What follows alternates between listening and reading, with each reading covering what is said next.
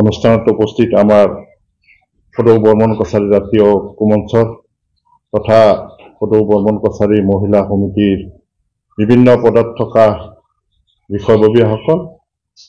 তো আজি আমি আগন্তুক আমাৰ ভাৰতবৰ্ষৰ লোকসভা যি নিৰ্বাচন হ'বলৈ গৈ আছে, গতিকে এই নিৰ্বাচনত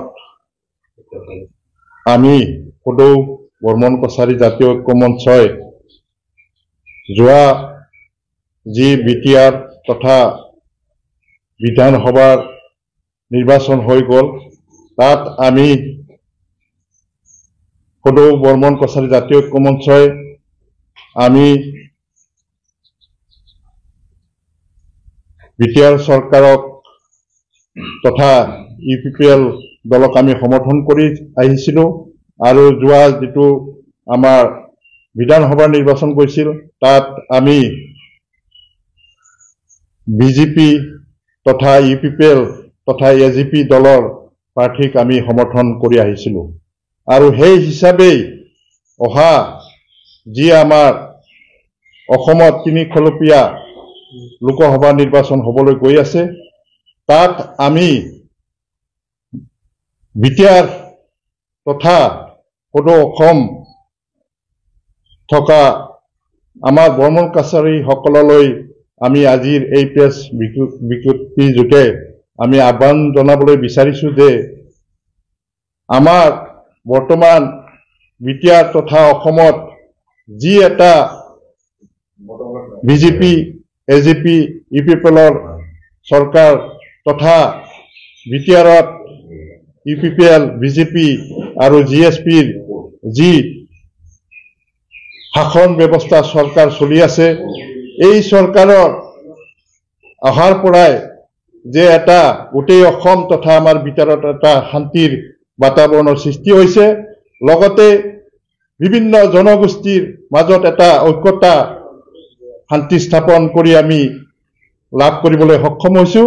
লগতে শান্তিৰ লগতে এই 3 বছৰীয়া বিটিআৰ চৰকাৰ তথা আমাৰ অসম চৰকাৰে বিভিন্ন আঁচনিৰ যোগেদি আমাৰ বিভিন্ন এই অঞ্চলত থকা বসবাস কৰা বিভিন্ন জনগোষ্ঠীৰ কল্যাণাৰ্থে বা মংগলৰ কাৰণে বিভিন্ন আঁচনি প্ৰস্তুত কৰি আমাক ৰাইজক বা তথা বিভিন্ন সংগঠনক সহায় সহযোগিতাৰে তেওঁলোকে আগবঢ়াই লৈ গৈ আছে।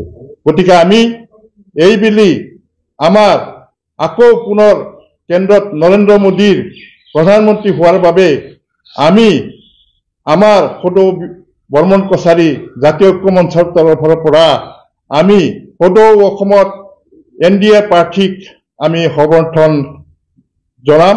লগতে বিটিআৰ অঞ্চলত যিহেতু আমাৰ দুটা সমষ্টি আছে, দৰং আৰু ওদালগুৰি সমষ্টি আৰু কোকৰাঝাৰ সমষ্টি, এই দুটা সমষ্টিত আমাৰ মঙলদৈ দৰং ওদালগুৰি সমষ্টিত আমি দিলীপ শইকীয়াক সমৰ্থন জনাইছোঁ। লগতে আমাৰ কোকৰাঝাৰ সমষ্টিত আমি UPPL দলক আমি আমাৰ তৰফৰ পৰা আমি সমৰ্থন জনাইছোঁ। গতিকে আজিৰ এই প্ৰেছ বিজ্ঞপ্তি যোগে আমি আমাৰ বৰ্মন কছাৰীসকলৰ অধ্যুষিত অঞ্চলসমূহক আমি আহ্বান জনাইছোঁ যাতে আগন্তুক নিৰ্বাচনত আমাৰ সদৌ অসম তথা আমাৰ বিটিআৰ অঞ্চলত থকা বিভিন্ন ঠাইত বৰ্মন সন্মানীয় সাংবাদিক বন্ধুসকল সকলোকে মই আন্তৰিক অভিনন্দন জনাইছোঁ। আজি আমি বৰ্মন কছাৰী জাতীয় ঐক্যমঞ্চ আৰু লগতে বৰ্মন কছাৰী মহিলা ঐক্যমঞ্চৰ নেতৃত্বত আমি প্ৰেছ মিট দিবলৈ ওলাইছোঁ।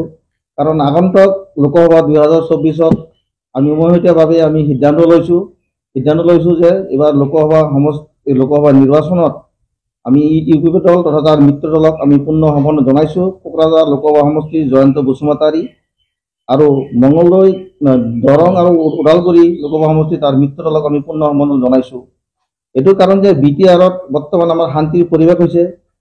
বিটিআৰ শান্তি চুক্তি হোৱাৰ পিছৰ পৰাই আমাৰ বিটিআৰত বড়ো অবড়ো আদিবাসী বাঙালী যিকোনো জাতি ধৰ্মৰ যিটো মানে গণ্ডগোল হৈছিল সেই গণ্ডগোল নাইকিয়া হৈছে।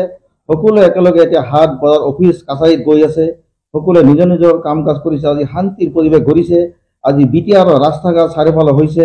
আজি BTR ল'ৰা ছোৱালী শিক্ষা দীক্ষা লাভ কৰিব পাৰিছে। আজি BTR অঞ্চলত আজি মেডিকেল কলেজ, ইঞ্জিনিয়াৰিং কলেজ ধৰণ হৈছে আৰু আজি তাতে সকলো ধৰণৰ ল'ৰা ছোৱালীয়ে শিক্ষা লাভ কৰিছে। আজি BTR আজি কোচিঙৰ কাৰণে BTR গভৰ্ণমেণ্টে তাত প্ৰত্যেকতে কোচিঙৰ ব্যৱস্থা কৰি দিছে। আজি তাৰ ফলত আমাৰ বৰ্তমান BTR আমি 9-10জন মান ল'ৰা ছোৱালী SCS MBBS পাবলৈ সক্ষম হৈছোঁ। আজি BTR আমি মানে গুড গভৰ্ণমেণ্ট বুলি ক'বলৈ সুখী হৈছোঁ। যিটো BTR শান্তি চুক্তি হ'ল আমাৰ প্ৰমোদ বড়ো তথা গোবিন্দ কুচুমাৰী তেওঁলোকক আমি ধন্যবাদ জনাব লাগে। কাৰণ আজি এটি শান্তি চুক্তিতেই আজি ৰাতি 10টা-12টালৈ মানুহ ব্যৱসায় বাণিজ্য কৰিব পাৰে। আজি কোনো কাৰো পক্ষপাতি নহয়, সকলোৱে মিলা প্ৰীতিভাৱে নিজৰ নিজৰ কাম কৰি গৈ আছে। আজি BTR শান্তিৰ পৰিৱেশ, আজি চাৰিওফালে উন্নতি হৈছে। আৰু আমি ক'বলৈ গ'লে আমাৰ বৰ্মনগছ জাতীয় ঐক্য মঞ্চৰ আমি নেতৃত্বসকলক আমি BTR গভৰ্ণমেণ্টক আমি ধন্যবাদ জনাইছোঁ। কাৰণ আমাৰ বৰ্মনৰ লগত য'ত বসবাস কৰি আছে সেইটো অঞ্চলত কোনোদিন ৰাস্তা ঘাট হোৱা নাছিল। এই বৰ্মনগৰ বসবাস কৰা থকা ঠাইখিনিত আজি আমি CC ব্লক ৰাস্তা প্ৰায় হৈছে। আজি আমি প্ৰায় প্ৰধানমন্ত্ৰী আৱাস ঘৰ পাবলৈ সক্ষম হৈছোঁ। আৰু আমি আজি আমাৰ BTR গভৰ্ণমেণ্টৰ প্ৰমোদ বড়োৰ নেতৃত্বত আমি বৰ্মনগৰ জাতীয় ঐক্য মঞ্চৰ কেন্দ্ৰীয় কাৰ্যালয় আমি বাস্কা জিলাত বনাইছোঁ আৰু তৈয়াৰ হৈছে। আৰু নিৰ্মাণ কাম চলি আছে আৰু শেষ হোৱা অৱস্থা। তাৰ কাৰণে আমি প্ৰমোদ বড়ো ডাঙৰীয়াক আমি ধন্যবাদ জনাইছোঁ। যিটো কোনোদিন নোহোৱা কাম এটা আজি আমি চকুৰে দেখিবলৈ পাইছোঁ। তাৰ কাৰণে তেখেতক আমি অল বৰ্মনগৰ জাতীয় ঐক্য মঞ্চৰ তৰফৰ পৰা ধন্যবাদ জনাইছোঁ। আৰু এইটো ক'ব বিচাৰোঁ যে আজি BTR শান্তিৰ কাৰণে আজি সকলো মানুহে চাৰিওফালে আজি নিজৰ নিজৰ কাম কাজত আগবাঢ়ি গৈছে। আজি BTR ডেভেলপ হৈছে। সেইকাৰণে আমি UPPL আৰু তেওঁৰ মিত্ৰ দলক আমি পূৰ্ণ সমৰ্থন জনাবলৈ বাধ্য হৈছোঁ। আমি এইটো কাৰণে পূৰ্ণ সমৰ্থন জনাইছোঁ বিকাশৰ কথা চিন্তা কৰি।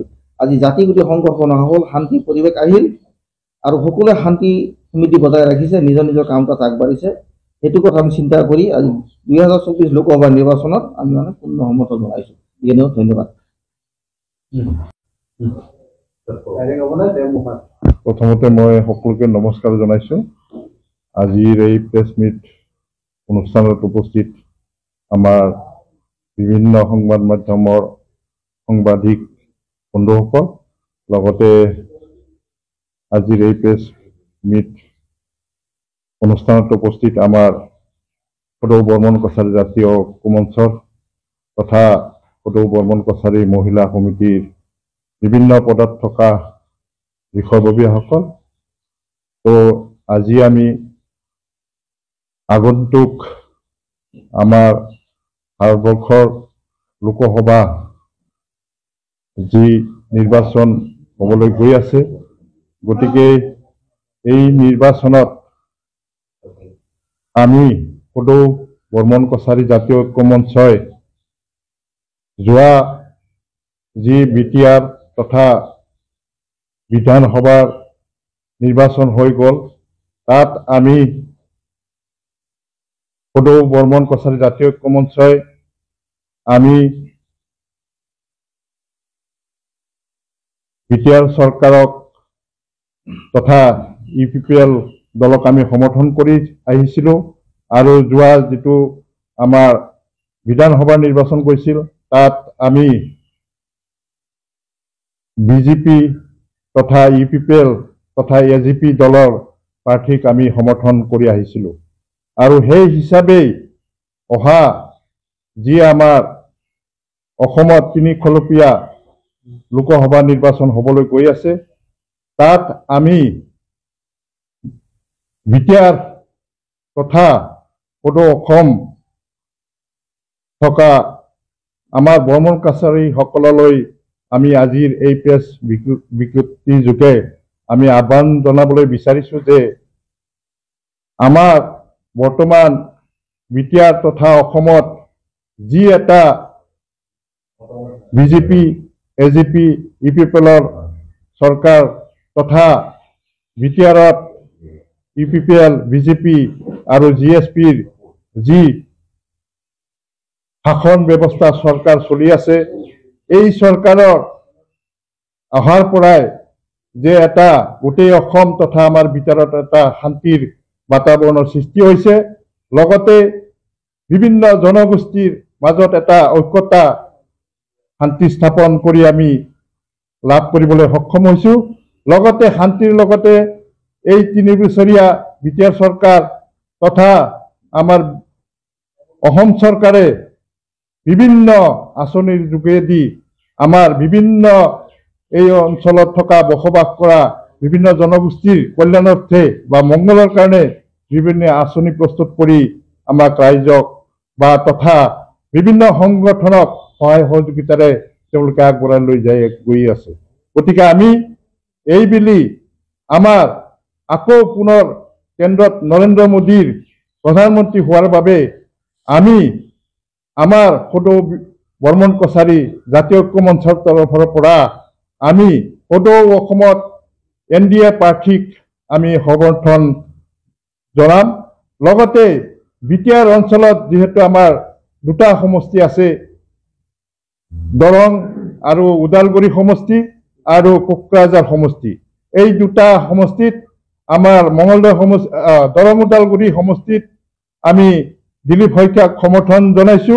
লগতে আমাৰ কোকৰাঝাৰ সমষ্টিত আমি ইপিপল দলক আমি আমাৰ তৰফৰ পৰা আমি সমৰ্থন জনাইছো।